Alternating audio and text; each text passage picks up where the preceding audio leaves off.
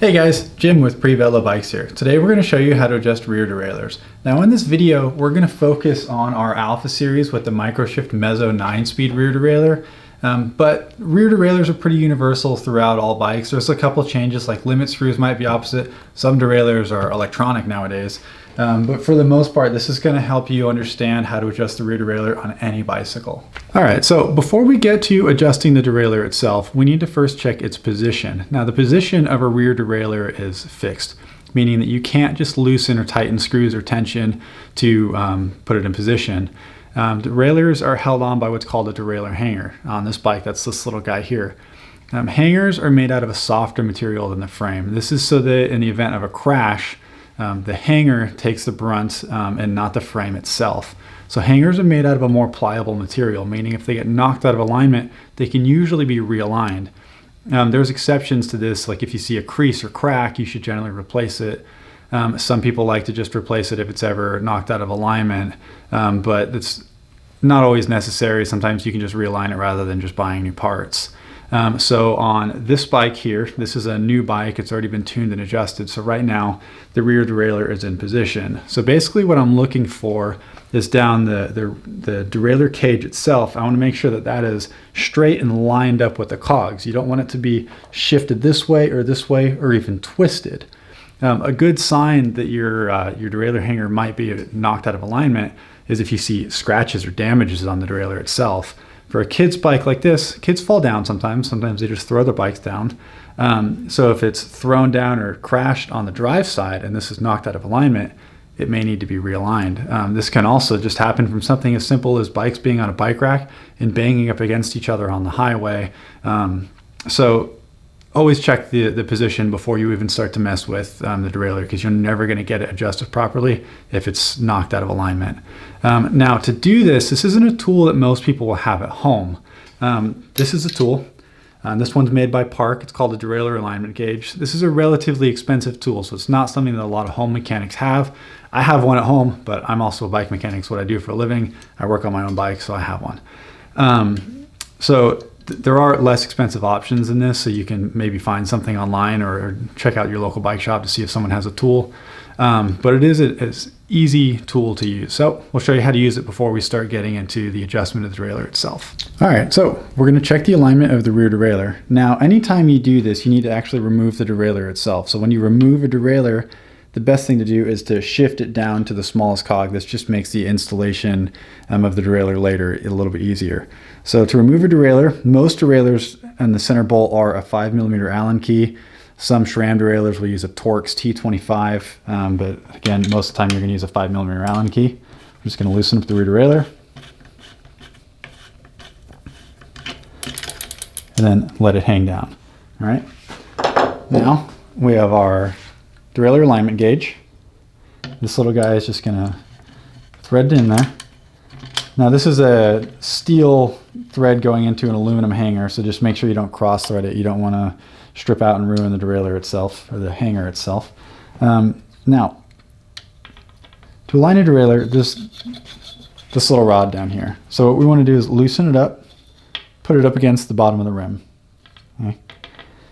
With it against the rim, basically all we want to check is to make sure that it has the same distance between the rod and the rim at the top and the back of the rim. As long as you have these three positions, you should be in good shape.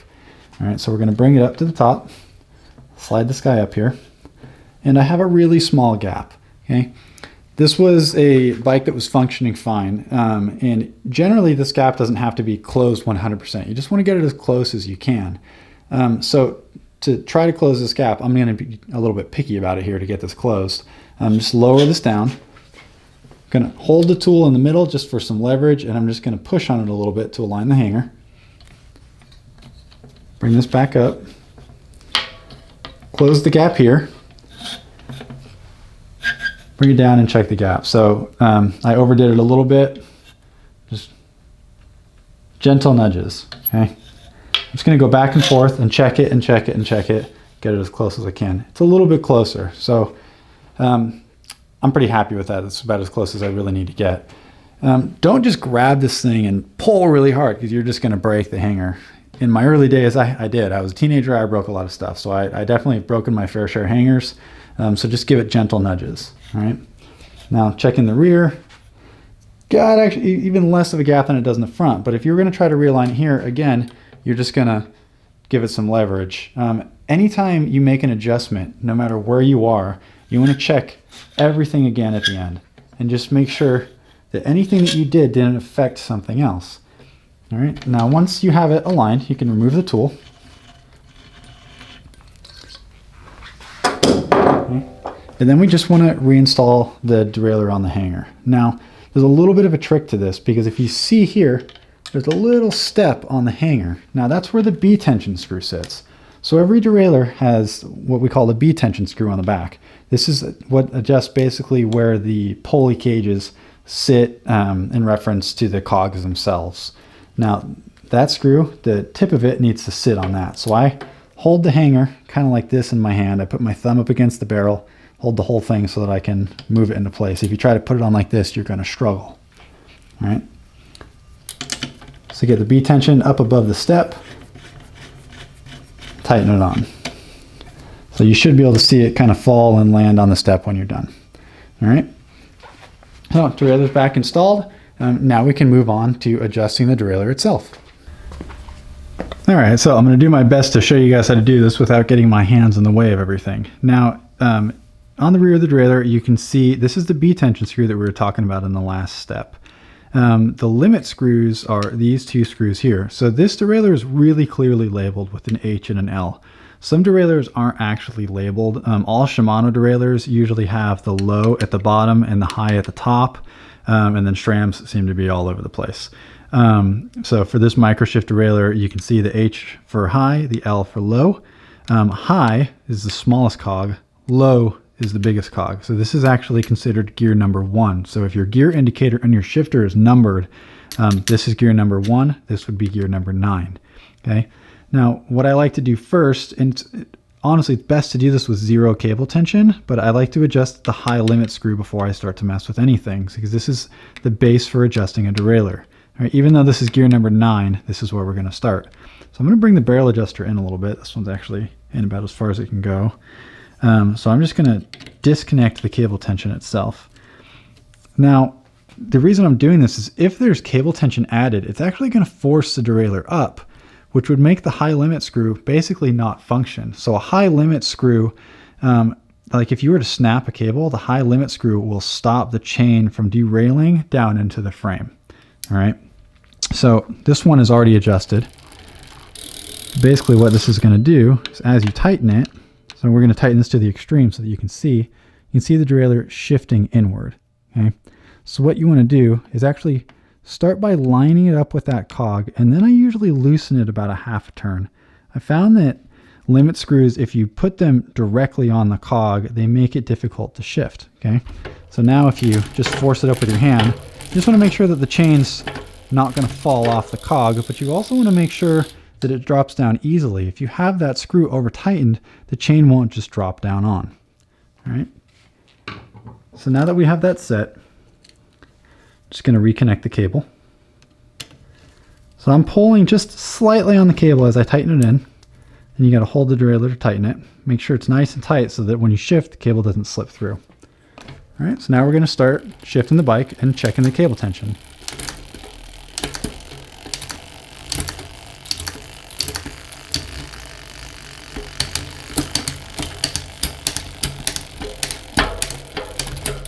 Now, I got that pretty close just by pulling on the cable itself. I've been doing this for a long time, and I've kind of found the tension just with my hand. But just to give you a little bit of an idea, so as we shift up, you can see it a little bit better. As I add tension, it's going to force the derailleur to push the gear up. So you can start to hear it make noise, and then it's shifted up. So right now, this whole thing is indexed one gear off. So I click it, and it really wants to go to that next one, and now it just skipped a gear completely because I have too much tension. So bringing tension back down, you'll see it just start to fall on the cog. So to get this really easily, if you put it in kind of a middle gear and you know that you shifted it 1, 2, 3, 4 times, you just want to make sure it's quiet. So if I pull the tension off, so I have a barrel here, I also have a barrel of the shifter that I can turn. That one's actually all the way in already. But if you start to turn it and you lose tension, the chain's going to fall down, just like when I added tension, and it forces it up. Okay, so it's pretty simple. All right, so let's lower that back down, get it to drop into position, and then go through gears.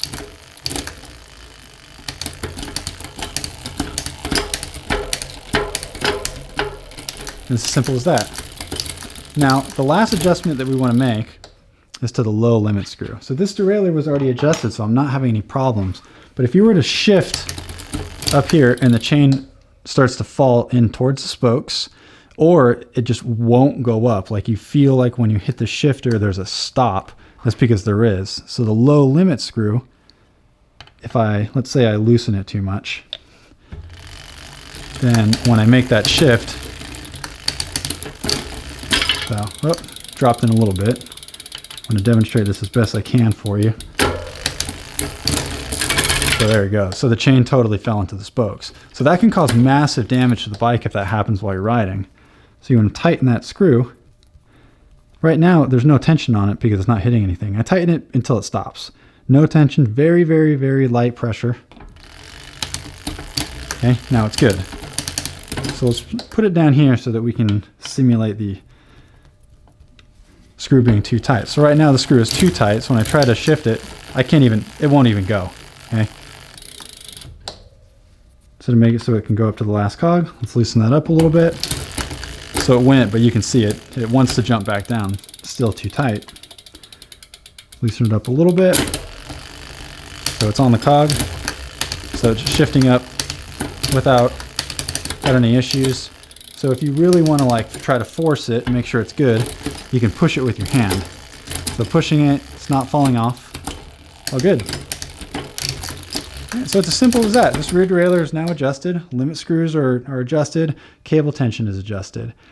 We can dive a little bit into the B tension, but if you're adjusting a bike that was already adjusted, the B tension should be dialed. But if you have installed a new rear derailleur or something weird happened and you want to check the B tension, we'll go over that really quick for you. Okay, now B tension is this small gap here. It's the gap between the cog, the largest cog, and the upper pulley wheel. Now, realistically, what I like to do is get this pulley as close to the cog as possible. If it's too close, when you make a shift from second to first, you'll actually hear the pulley wheel buzz the cog. So this is really a problem on bikes with wide range gearing with large jumps. So talking things like SRAM Eagle. And SRAM actually provides a tool that you sit here and will measure the gap. I've personally found that gap is too big, so I lessen it when I adjust a bike compared to what SRAM's spec is. But I'm not going to go against SRAM here, so you can make that judgment for yourself. So for this case, the B tension is already pretty close. So to adjust this, we either tighten or loosen that little B tension screw that we showed you in the back.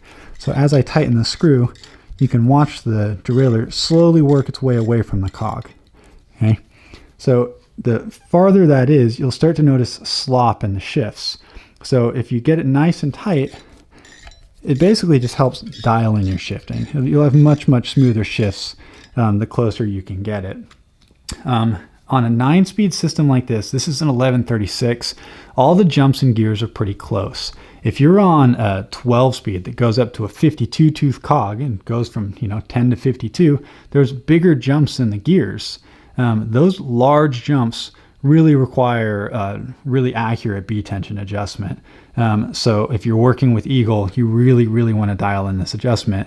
But on this derailleur, it really doesn't move that much. I still like to dial it in to get a bike to shift as smoothly as possible. But again, on 12-speed systems, this is a very, very important adjustment. So with B tension dialed, you're all good. Bike is adjusted, ready to go. All right, so that's how you adjust the rear derailleur on your bike. If you guys have any other questions or want to see us make a video about how to adjust something else on your bike, please drop a comment, let us know, give us a call, shoot us an email, support@prevelo.com. We're happy to help guide you guys through anything that will help you work on your bikes. Thanks for joining. Take care.